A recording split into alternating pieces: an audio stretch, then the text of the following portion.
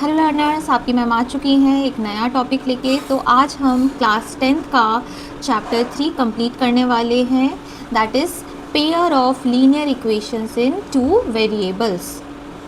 बात समझ में आ रही है? कौन सा चैप्टर हम स्टार्ट कर रहे हैं? Pair of linear equation in two variable. तो अच्छा, इक्वेशंस का मतलब आपको पता होगा, जिस ऐसा एक्सप्रेशन जिसमें दो साइड होती हैं, एक होती है लेफ्ट हैंड साइड, एक होती है राइट हैंड साइड। दो साइड होने के साथ साथ लेफ्ट हैंड साइड और राइट हैंड साइड दोनों साइड क्या होना चाहिए? एल्जेब्रिक एक्सप्रेशन होना चाहिए। Algebraic expression you already know, I told you in the polynomial classes. ठीक है। Linear means yes, highest power of the variable is 1, means degree is 1, so we will use the word linear। साथ में क्या है? Pair of. ठीक है, ये pair of word क्यों बोल रहे हैं? अच्छा, एक बात बताइए, आपने क्लास 9th में linear equation in two variable already पढ़ लिया है। अच्छा, अपन एक बार जल्दी से क्विक रिकैप करते हैं कि हमने उसमें क्या क्या पढ़ा था। उसमें सबसे पहले तो हमने पढ़ा था कि linear equation in two variable का स्टैंडर्ड फॉर्म होता है ax plus B Y plus C equal to 0। This is the standard form of linear equation in two variable. ठीक है। और हमने क्या बोला था कि किसी भी equation express x in terms of y, express y in terms of x, ये सब हमने सीखा था क्लास 9th में। और क्या सीखा था हमने? किसी भी लाइन को, लीनियर इक्वेशन को ग्राफ पर कैसे प्लॉट करते हैं, उसके क्या निकालते हैं हम? सॉल्यूशन। अगर ये इक्वेशन है तो इसके कितने सॉल्यूशन निकाल सकते हैं हम? Infinitely many solution. सपोज मैंने आपको एक इक्वेशन दे दी 2x plus 3y equals to 5, तो मैंने बोला x और y की ऐसी कौन सी वैल्यूज़ हैं जो इसको सेटिस्फाई करेंगी? तो आप बोलोगे मैम x और y की इसमें इनफाइनाइट वैल्यूज़ है जो इसको क्या करेंगी? Satisfy. So we can find out the infinite solution of this equation. x की वैल्यू रखते जाओ, y की वैल्यू मिलती जाएगी, y की वैल्यू रखते जाओ, x की वैल्यू मिलती जाएंगी। तो हम ऐसे करके इनफाइनाइट सॉल्यूशन निकाल लेते हैं। बट अब क्लास 9th के सिलेबस में और 10th के सिलेबस में क्या चेंज है? यहाँ पे हमें पढ़ना है pair of linear equation in two variable. मतलब हमारे पास कितनी इक्वेशंस होंगी? 2। अभी हमारे पास सिंगल इक्वेशन थी और उसके क्या बोलते थे? सॉल्यूशन निकालो और क्या करो? ग्राफ पर प्लॉट कर दो या फिर इक्वेशन कंस्ट्रक्ट करो। इस टाइप के इक्वेशन आते थे क्लास 9th में। बट अब क्लास 10th में क्या है हमारे पास? Pair of linear equation in two variable. मतलब हमारे पास दो इक्वेशन होंगी और हमसे बोला जाएगा क्या करो? इन इक्वेशंस को सॉल्व करो। समझ में आ रहा है क्या होगा? हमारे पास दो इक्वेशंस होंगी और हमसे बोला जाएगा इन इक्वेशंस को सॉल्व करो। अब एक बात सीखना, पहली वाली इक्वेशन के कितने सॉल्यूशन होंगे? इनफाइनाइटली मैनी सॉल्यूशन, क्योंकि एक्स और वाई की ऐसी इनफाइनाइट वैल्यूज़ होंगी जो इस इक्वेशन को सेटिस्फाई करेंगी। सिमिलरली सेकंड इक्वेशन के भी कितने सॉल्यूशन होंगे? Infinite solution. बट हमसे क्या बोल रहे हैं कि वो सॉल्यूशन निकालो। तो पहली इक्वेशन के भी इनफाइनाइट सॉल्यूशन है, दूसरी इक्वेशन के भी इनफाइनाइट सॉल्यूशन है। अब क्लास 10th में सॉल्यूशन का सेंस चेंज हो रहा है। क्लास 10th में सॉल्यूशन का, इस चैप्टर में सॉल्यूशन का मतलब क्या है? ऐसी एक्स और वाई की वैल्यू निकालो जो पहली इक्वेशन के साथ साथ दूसरी इक्वेशन को क्या करे? सेटिस्फाई। बात समझ में आ रही है? पहली इक्वेशन को सेटिस्फाई करने वाले इनफाइनाइट सॉल्यूशन है, दूसरी इक्वेशन को सेटिस्फाई करने वाले भी इनफाइनाइट सॉल्यूशन है। बट हमें एक्स और वाई की ऐसी वैल्यू चाहिए जो पहली इक्वेशन के साथ साथ दूसरी इक्वेशन, मतलब दोनों इक्वेशन को क्या करे? सेटिस्फाई। अगर एक्स और वाई की दोनों वैल्यूज़ दोनों इक्वेशंस को सेटिस्फाई कर रही हैं, it means that will be the required solution of pair of linear equation in two variable. समझ में आया? इस चैप्टर में हमें क्या करना है? आपके पास दो इक्वेशंस दी होंगी, उन दोनों इक्वेशंस का क्या निकालना है? Common solution. इसी कॉमन सॉल्यूशन को क्या बोलेंगे? Solution of pair of linear equation in two variables. So this is the introduction, so let's start a chapter. See this, a pair of linear equation in two variables. क्या है उसके अंदर? An equation of the form A X plus B Y plus C equal to 0। ये आपको पता है linear equation in two variable का standard form होता है। ठीक है। Where A B C are real numbers, A B C कैसे हैं? रियल नंबर्स हैं। Such that A and B are not 0, A और बी क्या है? 0 नहीं हो सकते दोनों। Is called linear equation in two variables. अब ए और बी 0 क्यों नहीं हो सकते? सपोज मैंने मान लिया ए क्या हो गया? 0, तो हमारी इक्वेशन क्या बचेगी? B Y plus C equal to 0। Now this equation is converted into linear equation in one variable. Here the variable is only Y, that's why they are saying A और बी 0 नहीं हो सकते। अगर ए और be zero हो जाएंगे तो ये linear equation in two variable नहीं रहेगी। तो इसलिए क्या बोला है, such that A and B not both zero is called linear equation in two variables. ठीक है, टू लीनियर इक्वेशन, दो लीनियर इक्वेशंस हैं in same two variables X और वाई, तो ऐसे पेयर को हम क्या बोलते हैं, pair of linear equation in two variable. चलो एक एग्जांपल के तौर पे समझते हैं। सपोज़ मैंने आपको एक इक्वेशन दे दी 2x + 2y = 4 और मैंने आपको दूसरी इक्वेशन दे दी 3p + 7q = 5। तो क्या हम इन दोनों, देखो आपके पास दो इक्वेशन है, हाँ है, दो वेरिएबल हैं दोनों इक्वेशन में, this is also linear equation in two variable, this is also linear equation in two variable, but in first equation the variables are x and y, in second equation the variables are p and q। तो यही समझा रहे हैं बेटा, अब ये वाला pair of linear equation in two variable नहीं कहलाएगा, क्योंकि यहाँ पर वेरिएबल्स क्या हो गए, चेंज हो गए। तो अगर दो लीनियर इक्वेशन हैं जिसमें सेम वेरिएबल्स हैं एक्स और वाई, उसी पेयर को हम क्या बोलेंगे, pair of linear equation in two variable.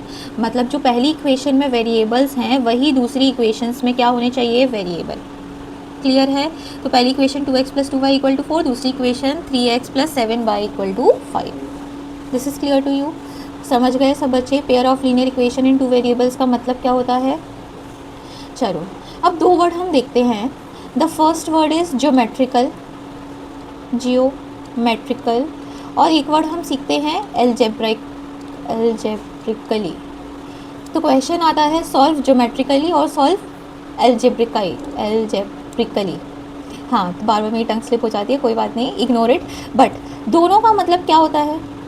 Yes, geometrical representation में हमें ग्राफ के थ्रू क्या करना होता है, सॉल्व करना होता है, और एल्जेब्रिकली में हमें क्या करना होता है, लिख कर इक्वेशंस को पूरे सिस्टमैटिक वे में इक्वेशंस बना के सॉल्व करना होता है।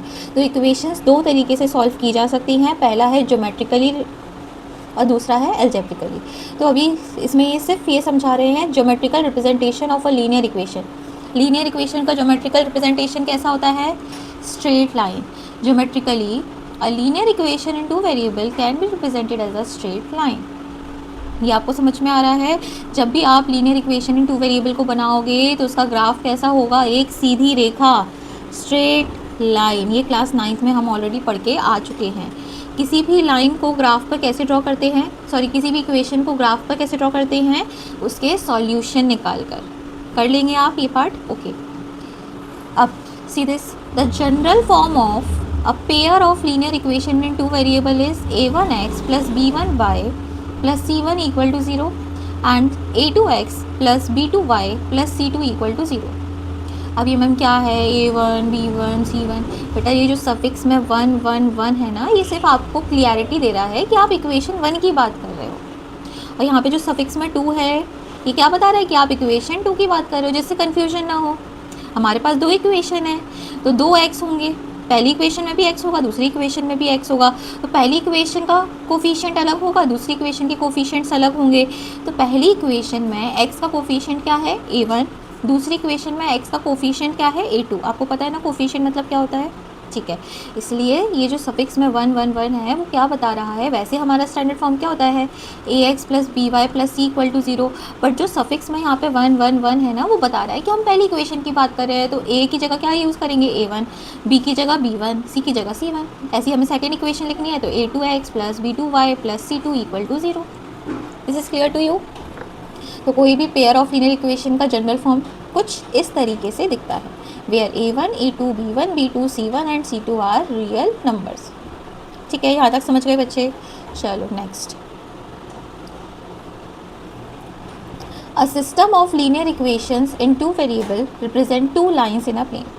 अब दो इक्वेशन होंगी तो ऑब्वियस सी बात है दो लाइंस होंगी एक प्लेन पर, ठीक है। अच्छा, यहाँ पे जो वर्ड सिस्टम है वो बताना क्यों यूज़ कर रहे हैं हम, ठीक है, कमेंट करके। चलो स्टार्ट करते हैं।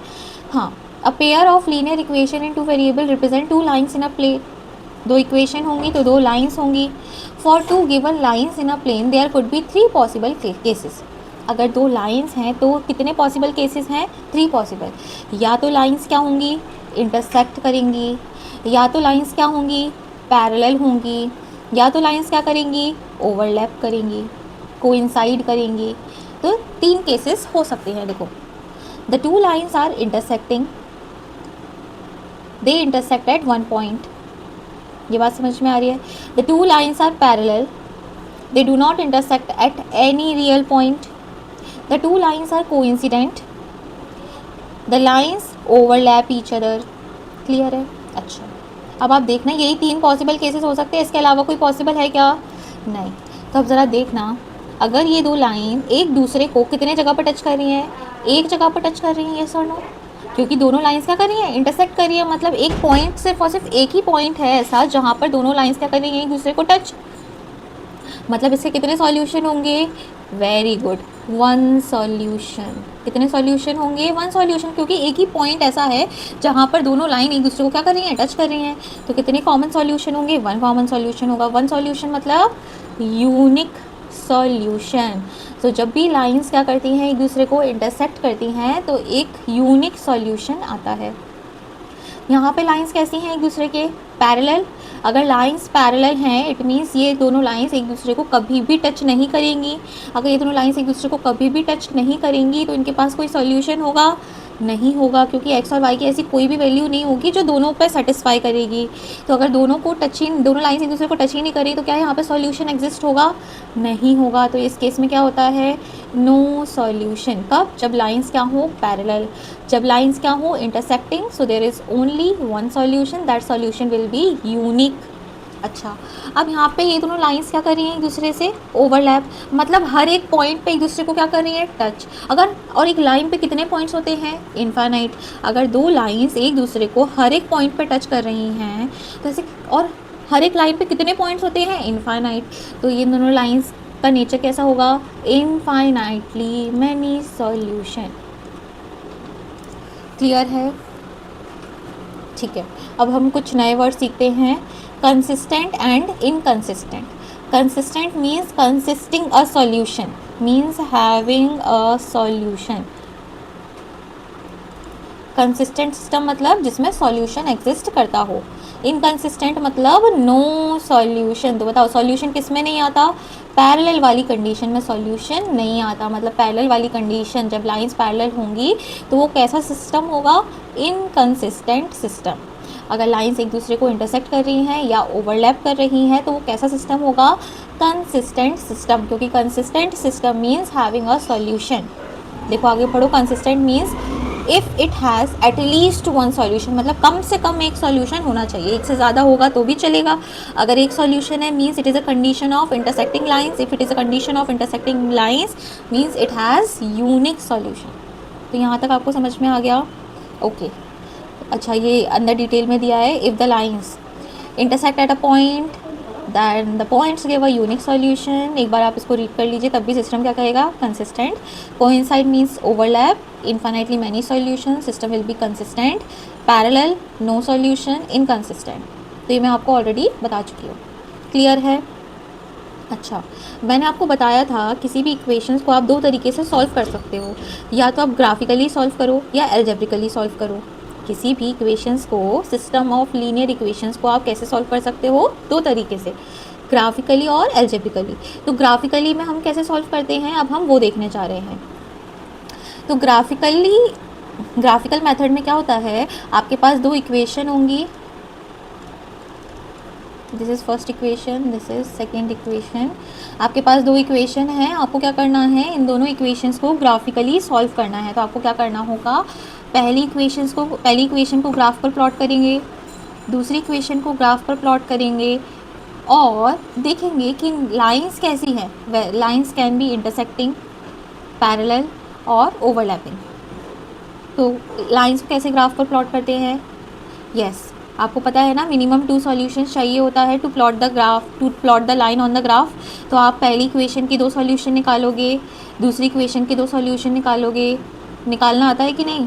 पहली इक्वेशन का सॉल्यूशन क्या हो जाएगा? 0, -2 एक सॉल्यूशन। दूसरा सॉल्यूशन क्या हो जाएगा? 3, 0। ऐसे ही इसका सॉल्यूशन निकालोगे तो क्या हो जाएगा? 0, 4। और इसका सॉल्यूशन, एक और सॉल्यूशन निकालोगे तो क्या आ जाएगा? 5, 0। तो हमने सॉल्यूशन निकाल लिया, दोनों इक्वेशन के 2 सॉल्यूशन निकाल लिए। अब हमें क्या करना है? इसको ग्राफ पर प्लॉट करना है। ग्राफ पर प्लॉट करोगे आप, फिर आप देखोगे ये लाइंस कैसी हैं। 3 केसेस अराइज होंगे, ये आपको समझ में आ रहा है? वही लिखा है इसमें। A linear equation in two variable is represented geometrically by a straight line, ठीक है। The graph of a pair of linear equation in two variable represented by two lines. पहले क्या करना है, हमें पता है लीनियर इक्वेशन का ग्राफ कैसा होता है, ज्योमेट्रिकली स्ट्रेट लाइन, ये हम ऑलरेडी अभी देख चुके हैं। कैसे ग्राफ को ड्रॉ करते हैं, draw the graph of both the equations by finding two solution for each. मैंने अभी भी आपको दो सॉल्यूशंस निकाल के दिखाए, और सॉल्यूशन मतलब एक्स और वाई की ऐसी वैल्यू जो इक्वेशन को क्या करे, satisfy. Then plot the points and draw the lines passing through them to represent the equation. अब हमें क्या करना है, प्लॉट करना है ग्राफ पर। फिर third cases, the behaviour of lines representing a pair of linear equation in two variable and the existence of solution can be. मैंने बताया है आपको दो लाइन्स कैसी हो सकती हैं, तो सी दिस, या तो लाइन्स क्या होंगी, intersecting, the lines are intersecting means unique solution. System कैसा होगा, consistent pair of equation. Lines कैसी हो सकती हैं, parallel means no solution means inconsistent pair of equation. Line कैसी हो सकती हैं, coincident means overlap, infinitely many solution, dependent और कंसिस्टेंट सिस्टम। इस सिस्टम को क्या बोलेंगे, डिपेंडेंट, और इसको क्या बोलेंगे हम, इंडिपेंडेंट। इंडिपेंडेंट मतलब कौन सी कंडीशन, इंटरसेक्टिंग वाली कंडीशन, और डिपेंडेंट में कौन सी कंडीशन आती है, coincident, the lines coincide each other. Clear है, ये याद रखना, अभी आया था ये पेपर में। चलो अब तीन कंडीशन। अब ज़रूरी है कि हम हर बार पहले ग्राफ ड्रॉ करो, हमें क्या सिर्फ जानना है कि इसमें कितने सॉल्यूशन निकलेंगे। हमें क्या जानना है कि इस पेयर ऑफ लीनियर इक्वेशन के कितने सॉल्यूशन होंगे, मतलब एक्स और वाई की ऐसी कितनी वैल्यूज़ होंगी जो दोनों इक्वेशन को क्या करेंगी, सेटिस्फाई। हमें ये जानना है, बट हमें ग्राफ पर ड्रॉ करने का मन नहीं है, हमें सिर्फ इक्वेशंस को देख कर पता करना है। तो क्या हम कर सकते हैं, हाँ कर सकते हैं, by finding the ratio of coefficient. क्या फाइंड करना पड़ेगा हमें, रेशियो ऑफ कोफिशिएंट। आपको पता है A1 क्या होता है, coefficient of x, B1 coefficient of y, A2 coefficient of x, B2 coefficient of y। अगर इसका रेशियो A1 अपॉन A2 किसके बराबर नहीं हो, B1 अपॉन B2, तो लाइन्स कैसी होंगी, इंटरसेक्टिंग। तो मुझे जानना है कि इसमें कितने सॉल्यूशन होंगे। इंटरसेक्टिंग में तो एक ही सॉल्यूशन होता है, यूनिक सॉल्यूशन होता है। तो जो भी इक्वेशन इस कंडीशन को फुलफिल करेगी मैं उसको देखकर बता सकती हूँ। और अगर मैंने समझ लिया कि अगर A1 upon A2 is not equal to B1 upon B2 है, तो मैं बोल दूँगी इसमें वन सॉल्यूशन एग्जिस्ट करेगा, यस और नो, यस। ऐसे ही अगर ये कंडीशन फुलफिल हो रही है, कौन सी condition, A1 upon A2 is equal to B1 upon B2 is not equal to C1 upon C2, means lines कैसी हैं, पैरेलल। और लाइंस अगर पैरेलल है तो कितने सॉल्यूशन होंगे, नो सॉल्यूशन। बात समझ में आ रही है, अच्छा। और अगर लाइंस क्या कर रही हैं, ओवरलैप कर रही हैं, तो कौन सी कंडीशन होगी, A1 upon A2 is equal to B1 upon B2 is equal to C1 upon C2 means infinitely many solutions. Clear है। और इस सिस्टम को क्या बोलेंगे हम, डिपेंडेंट। और जिसमें लाइंस एक दूसरे को क्या कर रही हैं, इंटरसेक्ट कर रही हैं, उसको क्या बोलेंगे, इंडिपेंडेंट। इंडिपेंडेंट मतलब ना एक दूसरे पे डिपेंड नहीं करना, और डिपेंडेंट मतलब डिपेंड करना, ठीक है। तो ये हो गया ग्राफिकली कैसे इक्वेशंस को सॉल्व करेंगे, ये हमने सीख लिया। और हमने कंसिस्टेंट और इनकंसिस्टेंट सिस्टम सीखा। ओके लर्नर्स, यहाँ तक आपको बिल्कुल समझ में आ गया। चलो अब हम एल्जेब्रिकली सॉल्व करेंगे, किसको, पेयर ऑफ लीनियर इक्वेशंस को क्या करेंगे हम, algebraically solve.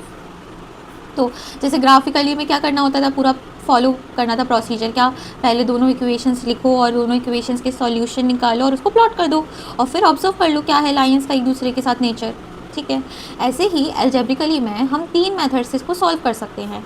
The first is substitution method, second is elimination method, और इक्वेटिंग द कोफिशिएंट मेथड। इसको और क्या बोलते हैं, इक्वेटिंग द कोफिशिएंट मेथड। वैसे बहुत कम यूज़ करते हैं, बट यूज़ करते हैं कभी कभार, इक्वेटिंग द कोफिशिएंट मेथड। इसी को क्या बोलते हैं हम, एलिमिनेशन मेथड। तो आपको कंफ्यूज नहीं होना, एलिमिनेशन मेथड का ही दूसरा नाम है इक्वेटिंग द कोफिशिएंट मेथड। और third method is cross multiplication method, जो हमारे सिलेबस से हट चुका है, बट अगर स्टिल आपको ये सीखना है तो आप कमेंट करके पूछ सकते हैं कि मैम आप क्रॉस मल्टीप्लिकेशन मेथड पे एक सेपरेट वीडियो बना दीजिए, तो मैं आपको ये समझा दूँगी क्रॉस मल्टीप्लिकेशन मेथड।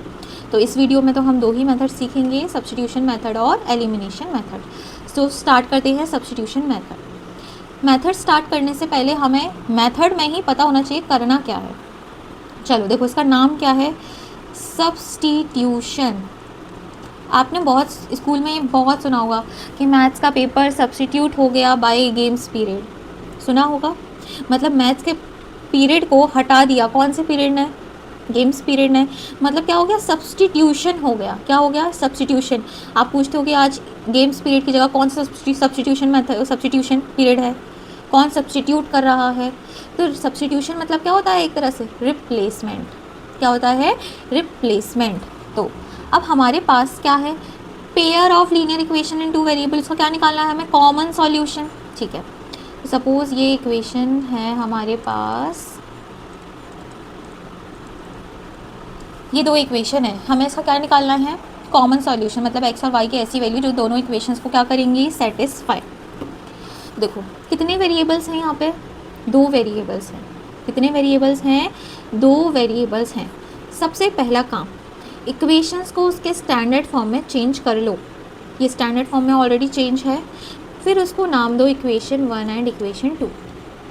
जिसको सब्स्टिट्यूट करना है, सपोज मुझे x को सब्स्टिट्यूट करना है, तो मैं x को एक्सप्रेस करूँगी इन टर्म्स ऑफ y।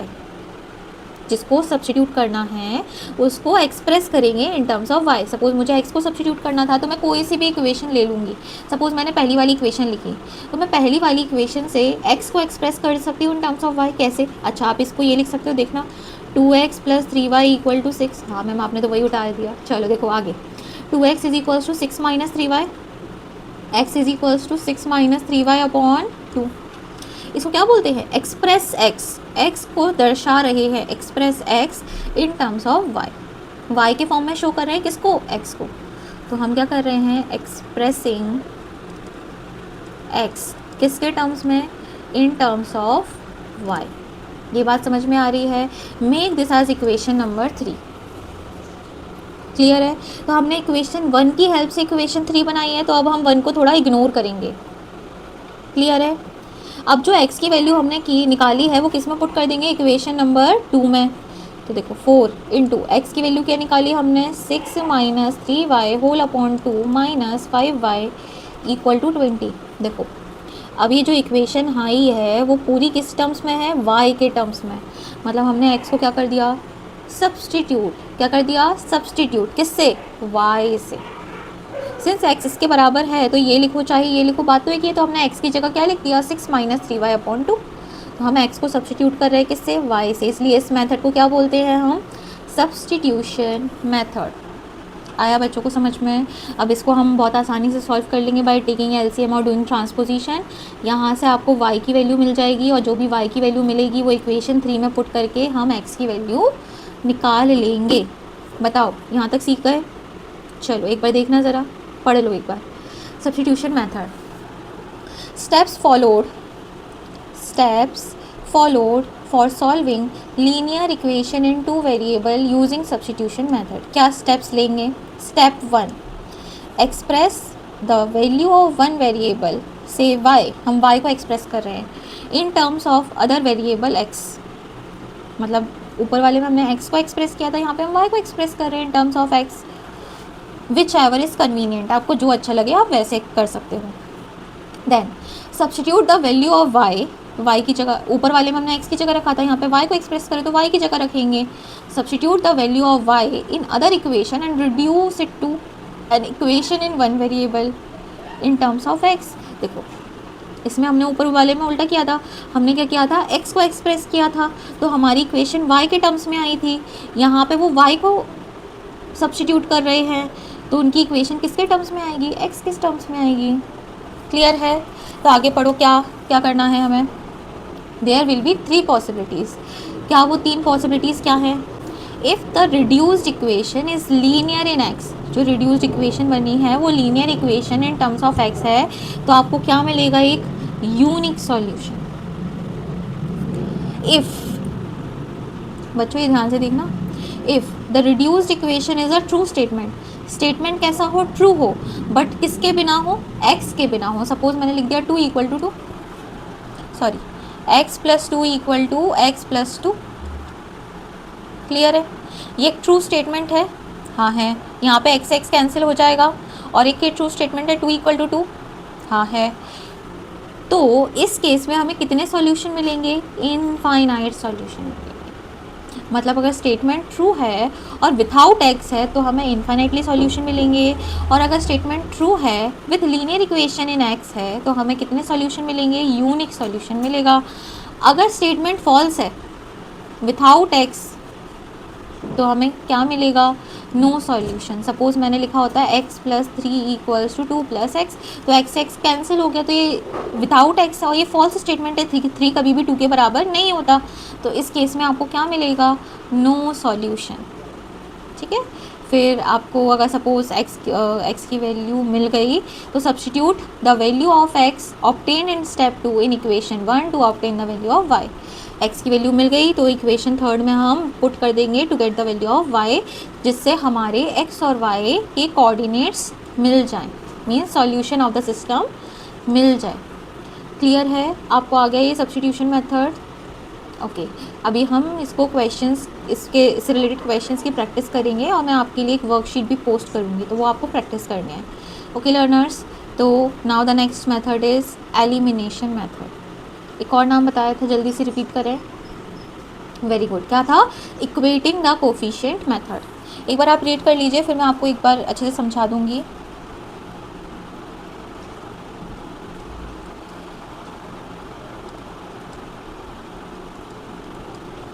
सपोज हमारे पास ये दो इक्वेशन है, हमारे पास क्या है? ये दो इक्वेशंस हैं, हमें इन दोनों इक्वेशंस को क्या करना है? सॉल्व करना है बाय एलिमिनेशन मेथड। तो हम क्या करेंगे?